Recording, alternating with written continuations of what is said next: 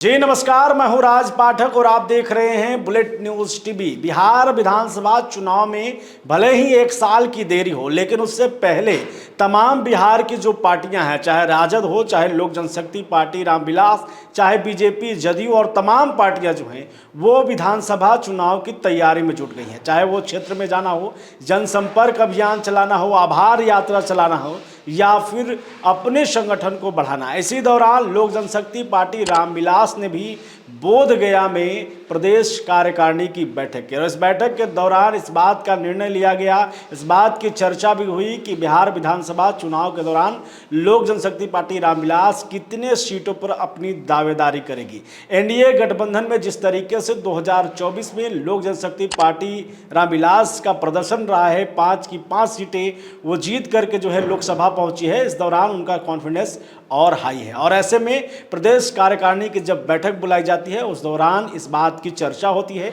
कि बिहार विधानसभा चुनाव के दौरान वो कितने सीटों पर चुनाव लड़ेंगे। लेकिन हम सिलसिलेवार तरीके से आपको तमाम जिलों के उन सीटों की चर्चा करने वाले हैं, क्योंकि इस प्रदेश कार्यकारिणी की बैठक में इस बात की चर्चा हुई, इस बात की चर्चा जो है उस सामने आई कि लोक जनशक्ति पार्टी के मन में ये है कि वो बिहार की जो है वो 38 जिले में अपनी एक सीट की दावेदारी तो चाहती हैं। आपको पता है कि 2020 चुनाव के दौरान चिराग पासवान एनडीए गठबंधन से अलग होकर के अपनी पार्टी के साथ अकेले चुनाव लड़े थे। 143 सीटों पर जो है उन्होंने उम्मीदवार उतारा था, हालांकि उसमें उनको कामयाबी नहीं मिला था, एक सीट ही वो जीत पाए थे। लेकिन अब चूंकि वो एनडीए गठबंधन के हिस्सा हैं और मजबूती के साथ उसमें हैं, तो वो इस बार उनकी पार्टी की तरफ से ये विचार किया जा रहा है, इस बात की चर्चा है कि अब वो कम से कम तमाम जिलों में अपनी पार्टी की उपस्थिति चाहते हैं, कम से कम एक सीटों पर जरूर वो दावेदारी चाहते हैं। लेकिन आज हम आपको प्रत्येक जिलों की चर्चा करेंगे, उसमें आज औरंगाबाद जिले की हम चर्चा करेंगे कि औरंगाबाद जिले में लोक जनशक्ति पार्टी की दावेदारी कितने सीटों पर होगी और कौन कौन से वो कद्दावर नेता हैं जो लोक जनशक्ति पार्टी रामविलास के प्रबल दावेदार हैं, जिन्हें अगर वो पार्टी चुनावी मैदान में उतारती है तो जीत लगभग निश्चित माना जा सकता है। ऐसे में आज हम चर्चा इस बात की भी करेंगे कि लोक जनशक्ति पार्टी जब विधानसभा चुनाव के दौरान चुनावी मैदान में आई थी 143 सीटों पर, तो उनमें तमाम वो नेता जुड़े थे, तमाम वो कार्यकर्ता जुड़े थे, जिसकी बदौलत आज लोक जनशक्ति पार्टी बेहतर प्रदर्शन कर रही है और बड़ी ताकतवर पार्टी बन करके सामने आई है। बाकी अलायंस से, चाहे वो हम पार्टी की बात करें या उपेंद्र कुशवाहा की पार्टी की बात करें या फिर एआईएमआई की पार्टी की बात करें या अन्य पार्टियों की बात करें, तो उसमें लोक जनशक्ति पार्टी का जो ऑरा है, जो संगठन का दिख रहा है, वो ज़्यादा ताकतवर दिख रहा है। ऐसे में आप सबकी निगाहें इस बात पे है कि इतने बड़े बड़े नेता तो लोक जनशक्ति पार्टी में जुड़ गए। देखिए, लोक जनशक्ति पार्टी जब अलग हुई थी तो बीजेपी के कई नेता भी हैं वो लोक जनशक्ति पार्टी के टिकट पर चुनाव लड़ गए थे, तो इस बात की भी चर्चा है कि इतने बड़े नेता जब चुनावी मैदान में आ गए हैं तो अब लोक जनशक्ति पार्टी उनको कैसे सीटों पर उतारेगी। औरंगाबाद अगर आप जिले को लें तो यहाँ 6 विधानसभा हैं, जिसमें औरंगाबाद विधानसभा आता है, जिसमें आपको रफीगंज विधानसभा आता है, ओबरा विधानसभा आता है, गोह विधानसभा आता है, नबीनगर विधानसभा आता है और कुटुंबा विधानसभा आता है। कुटुंबा जो कि सुरक्षित सीट है। इन सीटों में लोक जनशक्ति पार्टी रामविलास यानी चिराग पासवान ने जो है वो अपने उम्मीदवारों को उतारा था। 4 उम्मीदवार उन्होंने 4 विधानसभा सीटों पर उतारा था। उस दौरान उन्होंने जदयू से, चूंकि उनकी लड़ाई थी, उन्होंने उनका विरोध किया था। इस वजह से जहां जहां जदयू के कैंडिडेट थे लगभग उन तमाम सीटों पर जो है चिराग पासवान ने अपनी पार्टी को उतारा था। आज हम बात करने वाले हैं औरंगाबाद में उन्हीं 4 सीटों को लेकर के जहां पर लोक जनशक्ति पार्टी का प्रदर्शन रहा और जो दावेदार हैं, जो उस पार्टी के कद्दावर नेता हैं जो इस बार विधानसभा चुनाव के लिए अपनी दावेदारी कर रहे हैं, उनका जो है इस बार का क्या होगा और पार्टी किस तरीके से उनको अपने साथ लेकर आएगी, इस पर चर्चा करेंगे।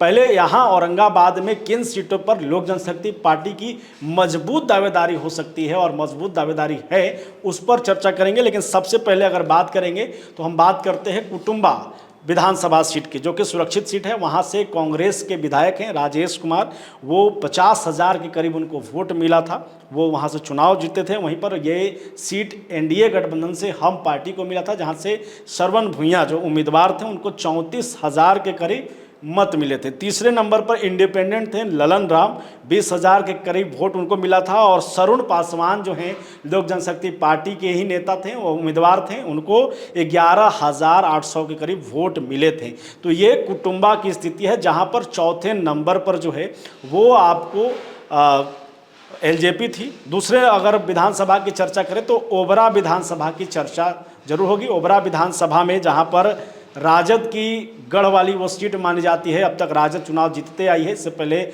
जदयू की भी दावेदारी रही है और जदयू भी वहां से चुनाव जीती है। तो जदयू के उम्मीदवार के खिलाफ लोक जनशक्ति पार्टी ने अपने उम्मीदवार को दिया था, जिनका नाम था डॉक्टर प्रकाश चंद्रा। डॉक्टर प्रकाश चंद्रा राजद के नेता थे, लेकिन उन्होंने चुनाव के समय टिकट नहीं मिलने की वजह से वो लोक जनशक्ति पार्टी में शामिल होते हैं और हाथों हाथ चिराग पासवान भरोसा करते हुए उनको टिकट दे देते हैं। उस दौरान जब वोटिंग होता है और रिजल्ट सामने आता है तो डॉक्टर ऋषि कुमार जो हैं राजद के, उनको 63,662 वोट मिलता है। वहीं पर लोक जनशक्ति पार्टी के प्रत्याशी हैं डॉक्टर प्रकाश चंद्रा, जो दूसरे नंबर पर रहते हैं, जिन्हें 40,994 वोट मिलते हैं। तीसरे नंबर पर जदयू है, जो कि सुनील कुमार वहां से हैं, 25,000 के करीब वोट मिलता है। देखिए, जदयू और लोक जनशक्ति पार्टी भले ही 2020 चुनाव के दौरान अलग अलग लड़े हों, लेकिन अब एनडीए का ये हिस्सा है, दोनों साथ में है। ऐसे में यहाँ पर ओबरा विधानसभा पर सबकी निगाहें हैं कि यहाँ पर दावेदारी मजबूत स्थिति में किसकी हो सकती है।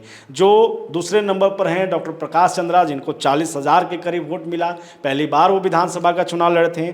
दूसरे नंबर पर सुनील कुमार हैं, जिन्हें 25,000 के करीब वोट मिला, वो हैं। तो किस पर दावेदारी होगा, एनडीए किस पर विचार करेगा? लोक जनशक्ति पार्टी के भी अंदर चैलेंज है कि उनके पास भी कई बड़े नेता हैं विधानसभा वार, अगर देखें जिला वार, तो वो किस पर भरोसा करके टिकट देगी। तो ओबरा विधानसभा की जब चर्चा करेंगे तो अब रफीगंज विधानसभा की हम चर्चा करेंगे। रफीगंज विधानसभा में क्या स्थिति लोजपा की रही है, खास करके हम इसी पर आज चर्चा करेंगे। लगातार आपको वीडियो हम देते रहेंगे, हमारे चैनल को सब्सक्राइब आप कीजिएगा। रफीगंज विधानसभा की अगर चर्चा करें तो वहां पर भी जो है जदयू के कैंडिडेट थे अशोक सिंह, जो कि विधायक थे, पूर्व विधायक हुए, वहां से थे। उनके खिलाफ भी लोक जनशक्ति पार्टी ने अपने उम्मीदवार को उतारा था। उनकी क्या स्थिति रही थी उस पर भी हम चर्चा करेंगे। पहले आपको बता दें, जब चुनाव का रिजल्ट आया तो उसमें रिजल्ट में मोहम्मद निहालुद्दीन जो है वो 63,325 वोट के साथ जो है वो चुनाव जीत जाते हैं, जो कि महागठबंधन के हिस्सा हैं।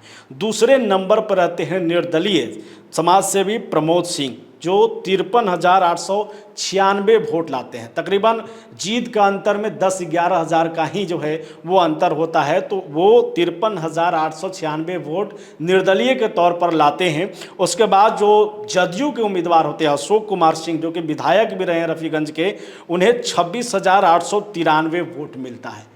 उसके बाद मनोज कुमार सिंह जो हैं, उन्हें रफीगंज विधानसभा में लोक जनशक्ति पार्टी ने चुनावी मैदान में उतारा था, जो कि 5वें नंबर पर रहे थे और जिन्हें 8,491 वोट पड़ा था। अब इस बात की ही चर्चा हो रही है कि लोक जनशक्ति पार्टी अगर जिलावार तरीके से एक ही सीट पर अगर दावेदारी करेगी तो ये जो प्रबल दावेदार हैं, जो दूसरे नंबर पर हैं, जो तीसरे नंबर पर हैं, और जो बड़े बड़े नेता इनमें शामिल हैं पार्टी में, उनका क्या होगा? क्या फिर लोक जनशक्ति पार्टी विधानसभा चुनाव से पहले ही फंस जाएगी? इसीलिए चिराग पासवान के मन में बहुत कुछ चल रहा है। अब हम आपको उसमें भी चर्चा जरूर करेंगे, लेकिन इस पर फोकस करें एक बात कि जो निर्दलीय प्रत्याशी थे प्रमोद सिंह, चुनाव के रिजल्ट आने के बाद वो फिर लोक जनशक्ति पार्टी रामविलास में शामिल हो जाते हैं, क्योंकि रामविलास तब एनडीए का हिस्सा हो जाती है। उसके बाद, उससे पहले प्रमोद सिंह जो है लोक जनशक्ति पार्टी रामविलास में शामिल हो जाते हैं और तब से लगातार जो है वो लोक जनशक्ति पार्टी रामविलास को रफीगंज में और मजबूत कर रहे हैं। यानी कि जो दूसरे नंबर पर थे प्रमोद सिंह, जिनको 53,896 वोट मिले थे, वो अब लोक जनशक्ति पार्टी के प्रबल दावेदार माने जा रहे हैं रफीगंज से। वहीं पर अशोक कुमार सिंह हैं, जो कि विधायक रहे हैं, इस बार चुनाव जरूर हार गए थे, वो भी जदयू से रफीगंज में प्रबल दावेदार माने जा रहे हैं। ऐसे में अब लोक जनशक्ति पार्टी के लिए बड़ा चैलेंज हो जाएगा कि ओबरा सीट जहां पर तीसरे नंबर पर जदयू है, रफीगंज सीट जहां पर तीसरे नंबर पर अशोक कुमार सिंह है, जदयू हैं, तो ऐसे में कौन से सीट पर वो अपनी दावेदारी करेगी, कौन से सीट को छोड़ेगी, इस बात की चर्चा औरंगाबाद जिले में भी है और उन तमाम बड़े नेताओं के बीच में भी है और लोक जनशक्ति पार्टी रामविलास के बड़े नेताओं के मन में भी चल रहा है कि आखिरकार किन सीटों पर किसे रखा जाएगा, किसे हटाया जाएगा और उसके बाद क्या होगा।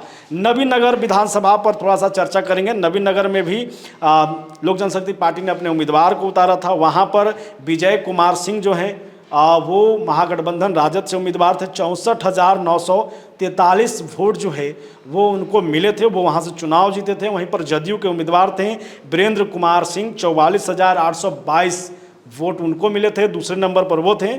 तीसरे नंबर पर जो है वो आपको धर्मेंद्र कुमार थे, जो कि उपेंद्र कुशवाहा की पार्टी, यानी पार्टी नहीं कहे गठबंधन, जिसमें एमआईएम, बीएसपी तमाम जो दल थे उनके साथ मिलकर के विधानसभा का वो चुनाव लड़े थे।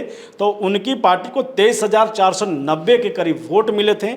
और चौथे नंबर पर थे आपको विजय कुमार सिंह, लोक जनशक्ति पार्टी के उम्मीदवार, जिन्हें 9,000 के करीब वोट मिले थे। तो 4 नंबर पर नबीनगर में लोक जनशक्ति पार्टी थी, कुटुंबा में लोक जनशक्ति पार्टी चौथे नंबर पर रही, लेकिन रफ़ीगंज में भी 5वें नंबर पर रही। लेकिन अब जो दावेदार हैं प्रमोद कुमार सिंह, जो कि पिछले 3-4 सालों से लगातार वो लोक जनशक्ति पार्टी को मजबूत कर रहे हैं, उससे पहले भी वो रहे हैं उनके सीट पर, यानी लोक जनशक्ति पार्टी के सीट पर चुनाव भी लड़ चुके हैं वो। तो अब वो दावेदार हैं, प्रबल दावेदार हैं। ओबरा में प्रकाश चंद्रा हैं, जो कि ओबरा दाऊदनगर क्षेत्र में लोक जनशक्ति पार्टी को मजबूती दे रहे हैं, वो वहाँ पर उम्मीदवार हैं। ऐसे में अब देखना होगा कि औरंगाबाद के इन तमाम प्रबल दावेदारों और मजबूत नेताओं के बीच में जो है लोक जनशक्ति पार्टी किस सीट को चुनती है और क्या कुछ महामंथन में सामने आएगा। बने रहिए, लगातार आपको इन तमाम खबरों पर अपडेट देते रहेंगे। देखते रहिए बुलेट न्यूज़ टीवी।